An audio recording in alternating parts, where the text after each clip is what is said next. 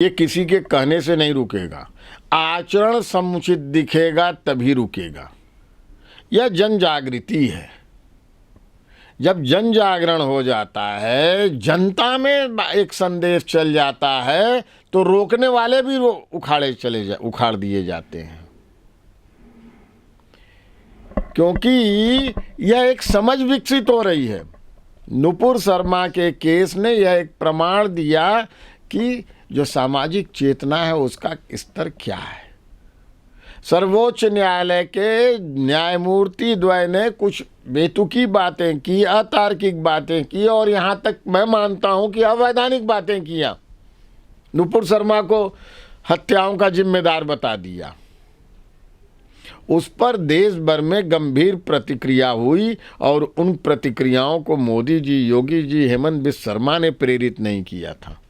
जन जागरण था, जन क्रांति जैसा था।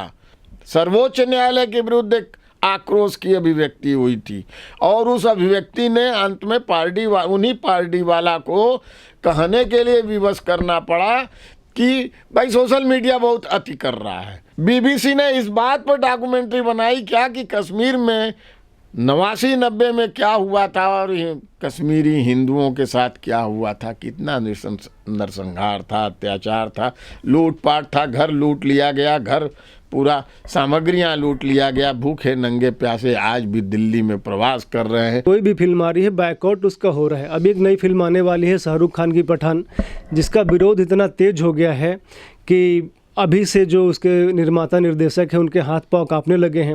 शाहरुख खान ने कल असम के मुख्यमंत्री हेमंत बिस्वा शर्मा को फ़ोन करके बोला कि उनकी फिल्म का विरोध हो रहा है, उसको रोका जाए। तो इन्हीं सब विषयों पर बात करेंगे विद्वान अधिवक्ता राजेश मिश्रा जी से कि ये जो बायकॉट हो रहा है कितना उचित है, कितना उचित नहीं है। भैया सर, बहुत स्वागत है आपका। क्या कहेंगे ये जो लगातार बायकॉट हो रहा है बॉलीवुड की हर एक फिल्मों का, क्या आपका और आपके दर्शकों का भी स्वागत है। ये बायकॉट हो रहा है बॉलीवुड की प्रत्येक मूवी का, ऐसा नहीं है। कश्मीर फाइल्स का वो भी बॉलीवुड की बनी हुई थी। खुले मन से पूरे देश ने जमकर समर्थन किया, स्वागत किया और दर्शन किया। तो यह भाषा ठीक नहीं है कि बॉलीवुड का बहिष्कार हो रहा है। हाँ, बहिष्कार उन बातों का हो रहा है जो आम जन को, जन जन मानस में समझ में आ गई है। जो धोखाधड़ी भारत के साथ, भारतीयों के साथ होती आ रही थी बॉलीवुड की मूवीज़ के माध्यम से, वह जब जानकारी में आ गई है तो उसका बहिष्कार हो रहा है। ये लोग जो दोहरा चरित्र वाले हैं, निजी जीवन में पाकिस्तान प्रेमी हैं, यह बात वो कह भी चुके हैं। जैसे शाहरुख खान की बात हुई, उन्होंने कहा भी है, मेरे पिताजी पाकिस्तानी थे इसलिए मुझे पाकिस्तान अपना घर जैसा लगता है, विशेष लगाव है। और पाकिस्तान निरंतर भारत का विरोधी है, भारत से युद्ध लड़ता आ रहा है। उसके जन्म से लेकर आज तक ऐसा नहीं हुआ है कि पाकिस्तान से सौहार्दपूर्ण संबंध हो पाया। प्रयास बहुत किया, वाजपेयी जी ने प्रयास किया, बस लेकर वहां तक गए, उसका लाभ नहीं मिला। कारगिल भोगे वो, उसके बाद भी भोगते रहे।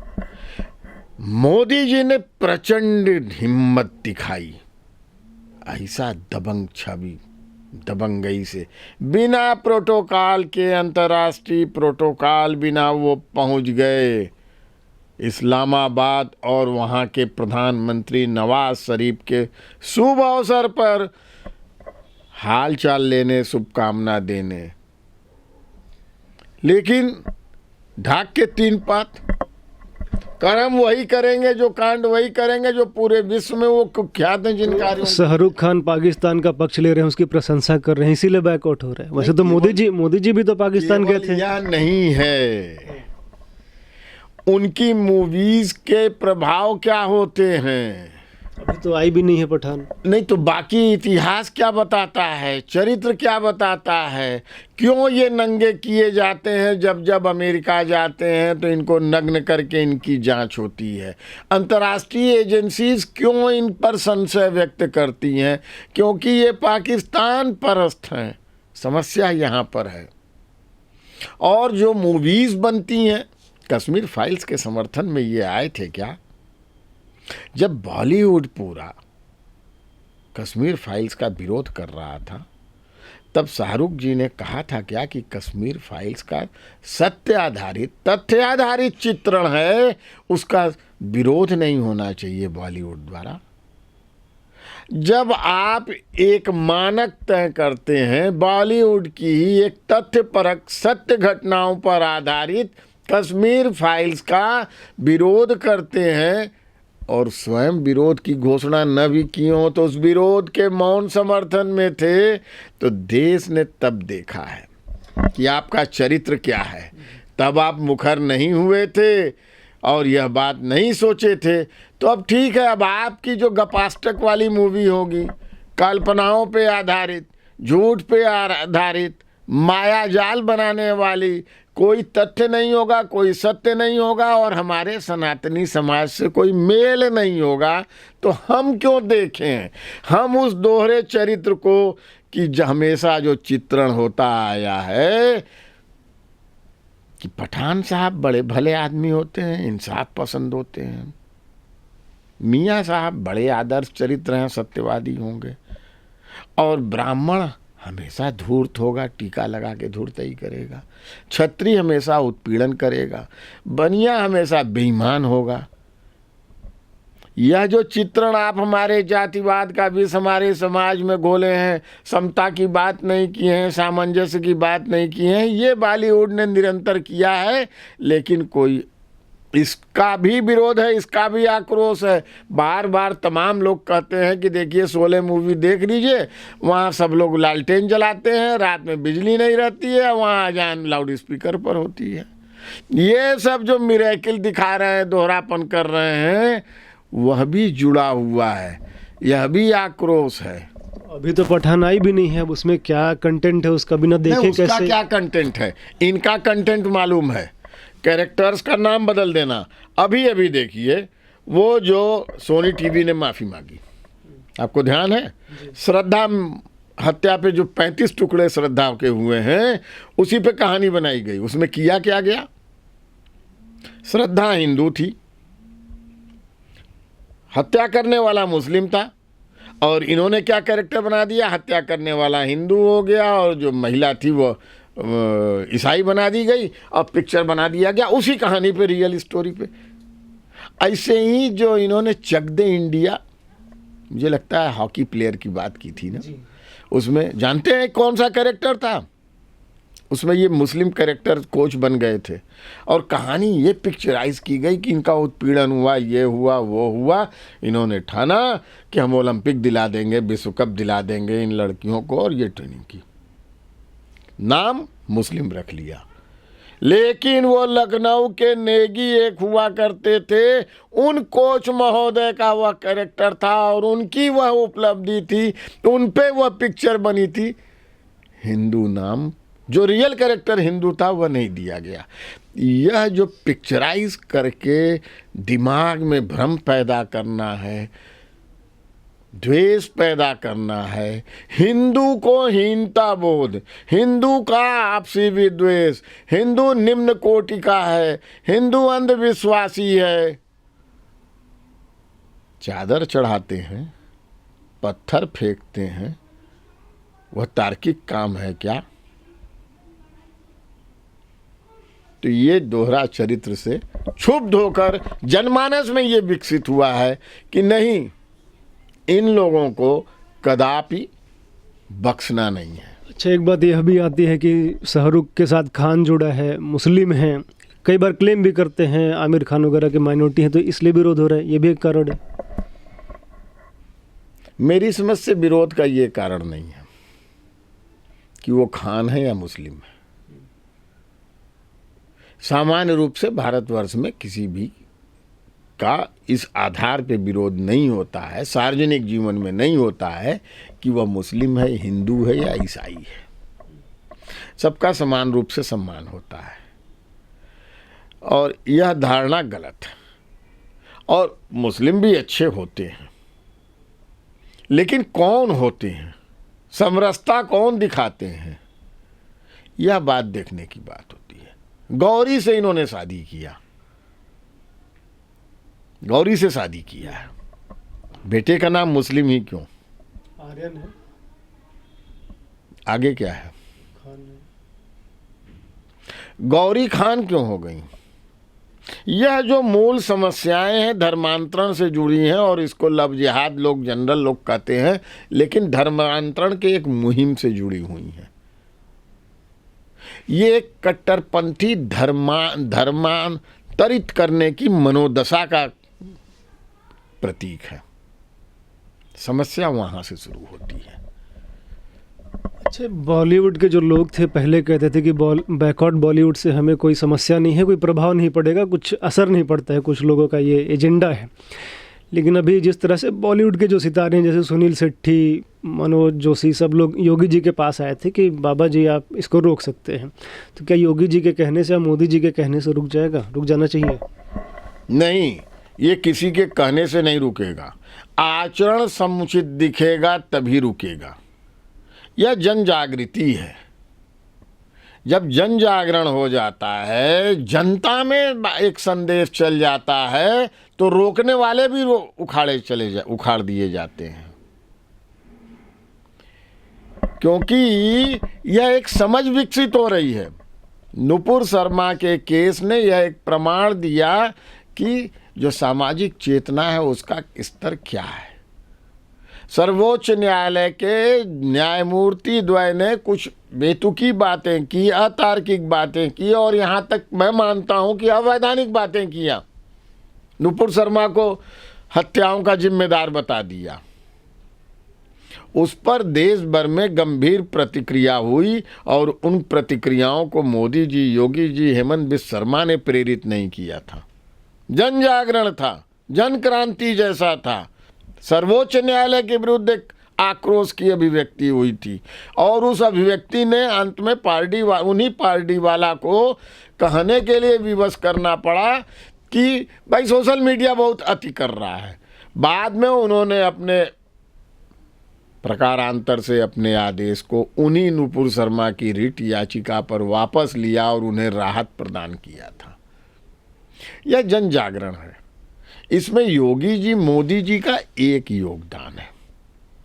पहले कोई जागरण हो तो दमनकारी शक्ति बन जाती थी सत्ता, कांग्रेस नीत। कांग्रेस नीत का मतलब मैं उसमें सपा जैसे कम्युनिस्ट हैं, ममता बनर्जी, ये सब मनोदशा जो रहती थी शासन सत्ता की, वो मदद करती थी। जैसा कि आर भारत वाले अर्नब गोस्वामी के साथ हुआ। दमन करने के लिए खट से, क्योंकि उन्होंने सोनिया माइनो कह दिया था, तो 200 FIR कर दिया गया, और बम्बई में उन्हें जेल भेज दिया गया। उन पे हमला किया गया, मारपीट किया गया कि भयाक्रांत हो जाए, बोलना बदल दें।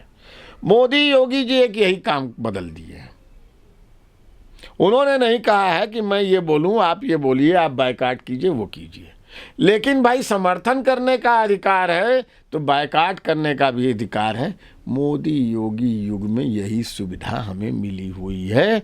हमें भी अपने विरोध के अधिकार मिले हुए हैं। अभी नरेंद्र मोदी पे एक डॉक्यूमेंट्री आई है BBC द्वारा। सुनने में आ रहा है कि सरकार ने उसको ब्लॉक कर दिया है। तो क्या फ्रीडम ऑफ एक्सप्रेशन का उल्लंघन नहीं है? उसको देखिए, फ्रीडम ऑफ एक्सप्रेशन की अपनी सीमाएं संविधान में ही दी हुई हैं। मूलभूत अधिकारों में फ्रीडम ऑफ एक्सप्रेशन है, अभिव्यक्ति का अधिकार है, लेकिन उस पर अनियंत्रण। मेरी अभिव्यक्ति की सीमा वहीं तक जाती है जहां तक दूसरे पे हस्तक्षेप न हो और समाज में कोई अशांति न उत्पन्न हो, वैमनस्य न उत्पन्न हो। जिस प्रकरण पर सर्वोच्च न्यायालय का निर्णय आ चुका है 2002 के दंगों पर और निर्दोष हो चुके हैं, उसको लपेटने का आशय क्या BBC का? ब्रिटिश ब्रॉडकास्टिंग का यह मतलब क्या है? अगर इन्हें यही इच्छा है, बड़ी खोजी पत्रकारिता है, तो 1961 से लेकर 1996 तक 1000 दंगे हुए हैं गुजरात में। उनकी क्यों नहीं चर्चा करते हैं?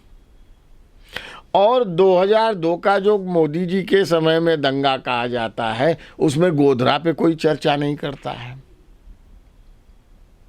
मोदी जी ने 2014 से सत्ता में आए हैं, 2023 तक जम्मू कश्मीर को छोड़कर पूरे भारतवर्ष में आतंकी हमले नहीं हुए हैं। इसकी चर्चा क्यों नहीं होती है? इस पर बीबीसी अध्ययन क्यों नहीं करता है? बीबीसी इस पर क्यों नहीं अध्ययन करता है कि इस देश में जितने भी आतंकी हमले हुए हैं वो कौन थे, कौन से लोग थे, किस प्रजाति के थे, किस जाति के थे, किस धर्म के थे? वहां पे मौन क्यों हो जाता है? बीबीसी इस पर अध्ययन क्यों नहीं करता है कि जो भारतवर्ष में दंगे होते हैं वो किन मोहल्लों में होते हैं, किन जनसंख्या वालों में होते हैं, किन धार्मिक समूहों द्वारा किए जाते हैं? बीबीसी इस बात पर अध्ययन क्यों नहीं करता है कि सर तन से जुदा का नारा पूरे विश्व में कौन लगाता है, कैसे लगाता है, कब लगाता है? बीबीसी एक्चुअली एक टूल है। उसी ब्रिटेन, ग्रेट ब्रिटेन का, जिसने आधी पृथ्वी पे शासन किया, लोगों को गुलाम बनाया, हम भारतवासियों को गुलाम बनाया, काले पानी में बैल की तरह जोतवाया और गोलियां चलाई जालियांवाला बाग में। उसी ब्रिटेन का प्रतिनिधि बीबीसी है और उसको पाला पोसा कांग्रेस, नेहरू कांग्रेस ने, क्योंकि उसी नीति से नेहरू कांग्रेस चली थी। देशज नेतृत्व नहीं था।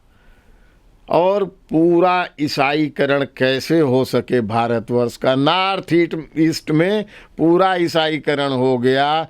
इन विषयों पे कोई डॉक्यूमेंट्री बनाया क्या बीबीसी ने? भारत का इतना बड़ा गौरव उत्थान हुआ है, मोदी जी का पूरे विश्व में नेतृत्व में लोहा माना जा रहा है। 70% से ऊपर की स्वीकार्यता पूरे विश्व में कही जा रही है, और जो द्वितीय नेता हैं वो 40% पर खड़े हैं, यानी लगभग आधे पर मोदी जी की लोकप्रियता की तुलना में। ये मैं यूरोप, अमेरिका का आंकलन बता रहा हूँ।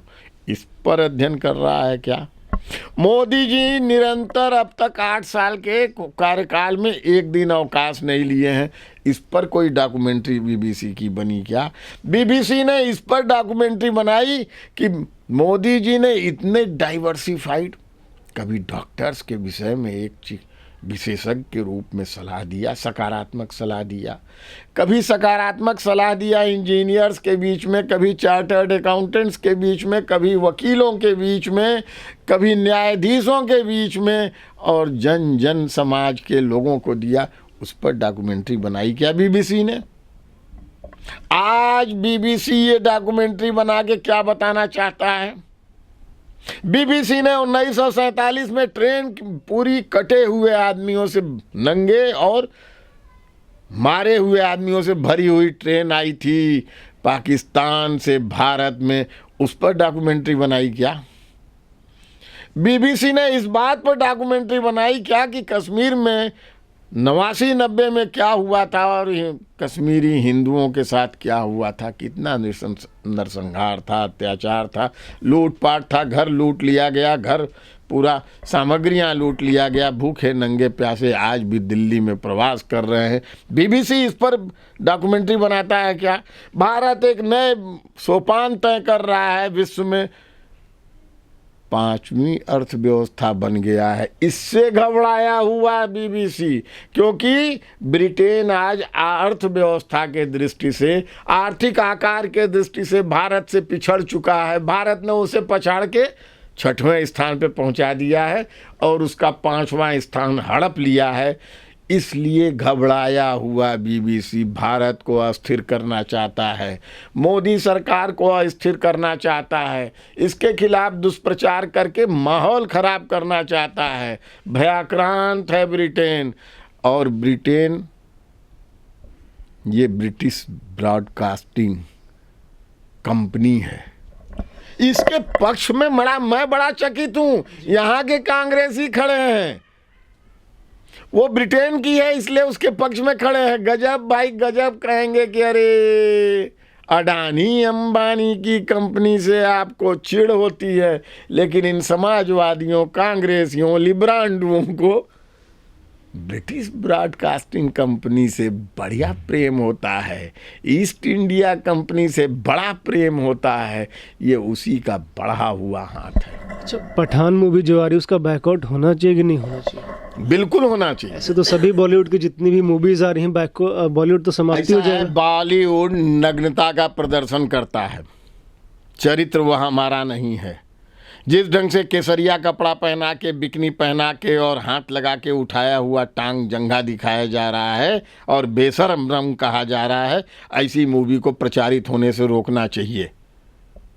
बिल्कुल बायकाट होना चाहिए और बायकाट होगा, 100% प्रभावी होगा। और मैं जन जन से आह्वान करता हूं, पूर्ण बायकाट कीजिए।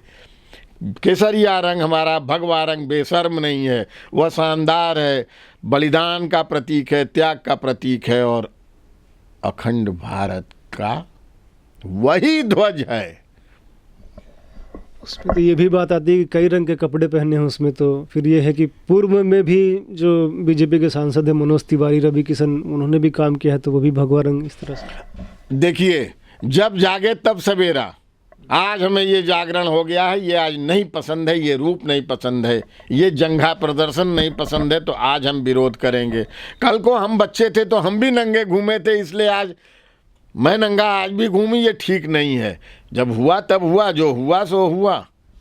आज हमारे अंदर जागरण हो गया है, हमारे चरित्र को ध्वस्त करने का काम किया गया है। घर घर की कहानी जैसी एकता कपूर के सीरियल्स का बहिष्कार हो रहा है, ये जो OTP पे अंडमन सीरियल आ रहे हैं उनका बहिष्कार होगा। और आप देखिए विश्व क्या देखना चाह रहा है। RRR को गोल्डन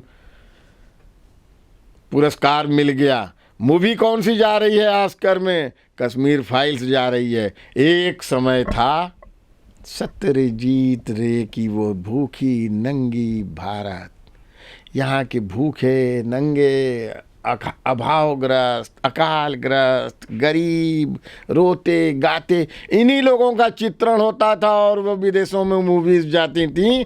आज हमारा गायन, आज हमारा नैसर्गिक। अच्छा, मुझे एक चीज़ बड़ी गंभीरता से आप भी कभी सोचिएगा और मैं लोगों श्रोताओं से भी आह्वान करता हूँ सोचेंगे। बॉलीवुड की ये शाहरुखिया, आमिर वाली, सलमान वाली, जावेद अख्तर की कहानी वाली ये मूवीज़ कभी ऑस्कर में गईं क्या? ये जो गपास्टक होती हैं, एजेंडा सेट करती हैं, भारत को विभाजित करती हैं, भारत में सांप्रदायिक विद्वेष करती हैं, भारत के सनातनियों को नीचा दिखाने की, बांटने की कार्रवाई का प्रस्तुति करती हैं, ये कभी ऑस्कर में क्यों नहीं गई? इनको ऑस्कर अवार्ड क्यों नहीं मिलता है? ये जावेद अख्तर एंड कंपनी के युग से शुरू हुआ है और उसके प्रतिनिधि बने हुए हैं, जिसमें फाइनेंसर, प्लानर, योजनाकार दाऊद इब्राहिम होता है। या पहले भी, ये कोई छिपी हुई बात नहीं है, उसके जरिए ये मैनेज होता है, जिससे पाकिस्तानी एजेंडा सेट होता है। और आज चूंकि पाकिस्तान का एजेंडा हम लोगों ने खुद सेट कर दिया है, ये मोदी जी का पराक्रम है। बिना बोले पाकिस्तान को डुबा रहे हैं और हम इस पाकिस्तानी एजेंडा से ऐसा लगता है प्रभावित, दाऊद इब्राहिम से प्रभावित बॉलीवुड को डुबा रहे हैं। अब पुनः डुबाएंगे, पठान का बायकाट करते जाएंगे। आप कह रहे हैं कि शाहरुख खान की जो मूवीज़ है, सलमान खान की मूवी है और जिसकी भी मूवीज़ हैं कभी ऑस्कर में नहीं गई, लेकिन अभी कतर में जो फुटबॉल का वर्ल्ड कप हुआ उसमें दीपिका पादुकोण को बुलाया गया था ट्रॉफी देने के लिए। तो कई सारे जो लिबरल हैं, जिसको लिब्रांडो भी कुछ लोग कहते हैं, तो उन्होंने ट्वीट किया था कि भारत जाना जाता है दीपिका पादुकोण से, नरोत्तम मिश्रा से नहीं, क्योंकि नरोत्तम मिश्रा जी ने विरोध किया था पठान। बड़ी रोचक बात है, भारत जाना जाता है, कतर में जाना जाता है। इसका मतलब तो सीधा सीधा है कतर में। और कतर कौन है? हमारे यहाँ के आतंकवाद को पोषक, पूरे विश्व में सबसे ज़्यादा आतंकवाद को आर्थिक पोषण देने वाला कतर है और सऊदी अरब है। कतर सबसे कट्टरपंथी देश माना जाता है। सऊदी अरब के जो देश हैं उनमें सऊदी अरब अब लिबरल हो रहा है, महिलाओं को नकाब से मुक्ति दे रहा है, अकेले बाहर निकलने का अधिकार दे रहा है, वाहन संचालन का अधिकार दे रहा है, ड्राइविंग लाइसेंस दे रहा है। वो लिबरल बन रहा है। वो काला ही कपड़ा पहनी रहे ये जरूरी नहीं रह गया है। और लेकिन कतर आज भी कट्टरपंथी है। अच्छा, जो पठान मूवी का आपने जो दीपिका से जाना जाता है, देखिए दीपिका टुकड़े टुकड़े गैंग की सदस्य है और यहाँ आतंकी हमले भारत में सफल नहीं हो रहे हैं। 2014 से कहीं भी कोई आतंकवादी विस्फोट नहीं हो पा रहा है और कतर आतंकवाद का फाइनेंसर है, जबरदस्त फाइनेंसर है। तो अब आप समझिए, टुकड़े टुकड़े गैंग की प्रतिनिधि को वहाँ बुलाया गया, कोई गोपनीय वार्ता की गई, क्या डील की गई ये एक अलग बात है, लेकिन क्यों बुलाया गया था? क्या वो ट्रॉफी देने गई थी? पूरे कपड़े पहन के गई थी वहाँ पे। और पूरे कपड़े क्यों नहीं बिकनी पहन के गई? पूरे कपड़े नक से सिक तक पूरा ढका हुआ था और साथ में वो उस कंपनी की ब्रांड एम्बेसडर है भारत में, उसने वहाँ भी बुलाया। अच्छा, पठान मूवी का जो ट्रेलर रिलीज़ हुआ था उसमें एक चीज़ दिखाई गई है कि वहाँ पे जो टेररिस्ट ऑर्गेनाइजेशन है, जो मेन विलेन है जॉन अब्राहम, वो कोई ऑर्गेनाइजेशन है उसके लिए काम करता है और उसमें यह दिखाया गया है कि वो जो आतंकवादी संगठन है वो किसी विचारधारा के लिए काम नहीं कर रहा है, वो पैसे के लिए काम कर रहा है। इसको कैसे देखते हैं? मतलब देखिए, ये एक नई चालबाजी है। ये जो आतंकवादी संगठन होते हैं ये पैसे के लिए केवल काम करते हैं। ये एक नई चालबाजी है कॉन्ट्रैक्ट किलर दिखाने की, जबकि ये कॉन्ट्रैक्ट किलर केवल नहीं है। ये 72 हुरों के सपने में आतंकी घटना करते हैं और आत्मघाती विस्फोटक बनते हैं, जैकेट पहनते हैं, जान दे देते हैं। आपको मालूम है कसाब जो पकड़ा गया था उसको जरा रंचमात शिकन नहीं थी, ट्रायल चला, जेल हुई, फांसी हो गई। कहा जाता है कि उसने ये कहा भी कि क्या फर्क पड़ता है, मुझे तो 72 हुरें मिलने वाली हैं। ये बहुत सी बातें, बहुत से जो मरने वाले हैं इस ढंग के कार्यों में, ये एजेंडा जिहाद में मरने वाले हैं, आतंकी घटनाओं में मरने वाले हैं, उनकी ये बातें उनकी प्रोफाइल से आई हैं, फेसबुक से आई हैं कि वो तो कहते हैं कि बढ़िया है, अरे यहाँ तो ऐसे ही हम जी रहे थे, टुकड़ा खोर बने हुए थे। चलेंगे जन्नत में 72 हुरें मिलेंगी और शराब का दरिया होगा। जीवन में और क्या चाहिए? मौज ही मौज है। तो ये उस एजेंडे से डेविएट करने का चालबाजी है कि वो पैसे के लिए कर रहे थे। यही ये लोग करते हैं। कश्मीर में जो आतंकवाद हुआ उस पर जो मूवीज़ बनी, उसमें मूवीज़ में प्रेजेंटेशन ये किया गया कि वो उत्पीड़न से घबराए हुए युवकों का विद्रोह था और उसमें ऐसा हो गया वैसा हो गया। अरे भाई, यही प्रवृत्ति होती तो कश्मीरी हिंदू कोई आतंकी क्यों नहीं बना? यह एक सोची समझी साजिश है जो जन्मते ही प्रशिक्षण दी जाती है, धर्म के नाम पर, मजहब के नाम पे दिया जाता है और तैयार किया जाता है। जी, बहुत धन्यवाद सर आपका हमसे बात करने के लिए। आप लोग जुड़े रहिए, देखते रहिए प्यारा भारत। धन्यवाद आप सभी का।